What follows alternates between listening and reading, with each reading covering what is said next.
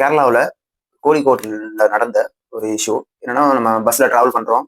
அப்படி இருக்கும் பொழுது ஒரு நபர் வந்து ஒரு பெண்ணை பாலியல் சீண்டலுக்கு உள்ளாக்குனாரு அப்படின்னு சொல்லிட்டு ஒரு செல்ஃபி மூலமா வீடியோ எடுத்து அதை வைரல் ஆகுற மாதிரி அவங்களுடைய சோசியல் மீடியால போட்டிருக்காங்க. அந்த சோசியல் மீடியா போனது 4 மில்லியனுக்கு மேல வியூவர்ஸ் போய் இது பெரிய வைரல் ஆனதுனால எல்லாரும் சம்மந்தப்பட்ட எல்லாரும் அந்த குறிப்பிட்ட நபர்கிட்ட இது மாதிரி பண்ணிக்கலாம், இது மாதிரி பண்ணிக்கலாம் கேட்டு அவர் வந்து மன உளைச்சலுக்கு ஆளாக்கி, ஆனா அவர் வந்து நான் பண்ணவே இல்லைன்னு அஹ், சொல்லி அதுக்கப்புறம் அவர் வந்து கடந்த ஞாயிற்றுக்கிழமை வந்து தூக்கு போட்டு இறந்துட்டாரு வீட்லயே.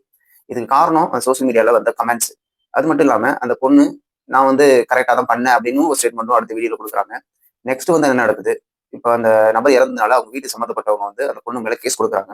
கேஸ் கொடுத்ததுல அந்த பொண்ணை இப்போ வந்து தேடி கண்டுபிடிச்சு அவங்க வந்து கேஸ் கொடுத்ததுன்னு தெரிஞ்சதும் அவங்க உறவினர் வீட்டுக்கு ஒரு ஊர்ல போயிட்டு மறைஞ்சிட்டாங்க. இப்போ அவங்களை கண்டுபிடிச்சு கூப்பிட்டு வந்து ரிமாண்ட் பண்ணியிருக்காங்க. ரிமாண்ட் பண்ணா அந்த பொண்ணு கொடுத்த அந்த வீடியோ எடுத்த வீடியோ வந்து கரெக்ட் தானா? இல்ல ஏன்னா பஸ்ஸுக்குள்ள கேமரா இருக்கும். அந்த கேமரா செக் பண்ணுவாங்க.